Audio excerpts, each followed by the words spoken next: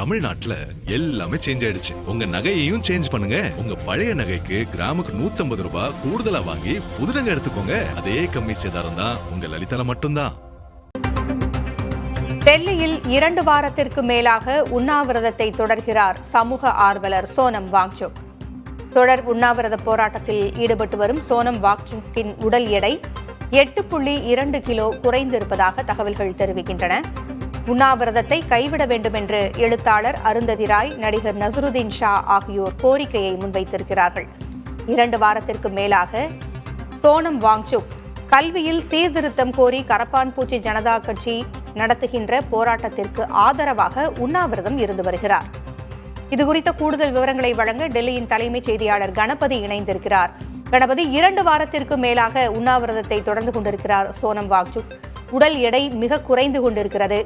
இந்த உண்ணாவிரதத்தை கைவிடுமாறும் கோரிக்கைகள் வலுத்து வருகின்றன. கூடுதல் விவரங்களை பதிவு செய்யுங்க. மத்திய கல்வித்துறை அமைச்சர் தர்மேந்திர பிரதான் ராஜினாமா செய்ய வேண்டும்.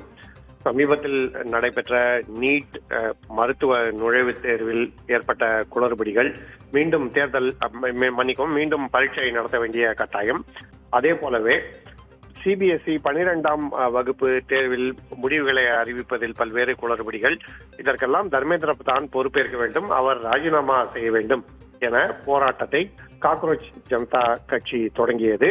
இந்த கரப்பான்பூச்சி ஜனதா கட்சி போராட்டத்தில் கலந்து கொண்டவர்களிலே மிகவும் முக்கியமானவர் சோனம் வாங்சுக். ஏற்கனவே இவர் சுற்றுச்சூழல் தொடர்பான பாதிப்புகள், பருவநிலை மாற்றம் ஆகியவற்றுக்காக போராட்டங்களை நடத்தியிருக்கிறார். அதே போலவே லடாக் யூனியன் பிரதேசத்துக்கு மீண்டும் மாநில அந்தஸ்து வழங்க வேண்டும் என போராட்டம் நடத்தி சிறையும் சென்றிருக்கிறார். அப்படிப்பட்ட சூழ்நிலையில் தான் தற்போது கல்வித்துறையிலே நீங்கள் சொன்னது போல சீர்திருத்தங்கள் தேவை. மத்திய அமைச்சர் தர்மேந்திர பிரதான் கல்வித்துறையில் ஏற்பட்டுள்ள குளறுபடிகளுக்கு பொறுப்பேற்று ராஜினாமா செய்ய வேண்டும் என்று இன்று 17வது நாளாக அவர் தனது உண்ணாவிரதத்தை தொடர்ந்து கொண்டிருக்கிறார். இந்த 17 நாட்களில் அவரது உடல் எடை குறைந்திருப்பது பற்றி தெரிவித்தீர்கள். அதே போலவே அவருடைய உடலிலே பல்வேறு பலகீனங்கள் உருவாகி வருகின்றன என்பதையும் மருத்துவ பரிசோதனைகளிலே தெரிவிக்கப்பட்டிருக்கிறது. இருந்த போதிலும் அவர் நான் எனது போராட்டத்தை தொடர்வேன், நீங்கள் சொன்னது போல அருந்ததி ராய் உள்ளிட்ட பலரும் உண்ணாவிரதத்தை முடித்துக் கொள்ள வேண்டும் என கோரிக்கை வைத்திருந்தாலும் உண்ணாவிரதத்தை முடிக்கப் போவதில்லை, தொடர்வேன் என உறுதியாக தொடர்ந்து கொண்டிருக்கிறார். காக்ரோச் ஜனதா கட்சியைச் சேர்ந்தவர்களும் அவருக்கு ஆதரவாக டெல்லி ஜந்தர் மந்தர் பகுதியிலே போராட்டத்திலே கலந்து கொண்டிருக்கிறார்கள். இப்படிப்பட்ட சூழ்நிலையில் நாடாளுமன்ற மழைக்கால கூட்டத்தொடர் 20ஆம் தேதி தொடங்க இருக்கிறது. 20ஆம் தேதி கூட்டத்தொடர் தொடங்கும் போது நாடாளுமன்றத்துக்கு நாங்கள் ஊர்வலமாக செல்வோம் என காக்ரோச் ஜனதா கட்சியைச் சேர்ந்தவர்கள் வலியுறுத்தி வருகிறார்கள். அந்த போராட்டத்திலே சோனம் வாங்சுக்கும் கலந்து கொள்வார் என தெரிவித்திருக்கிறார்கள்.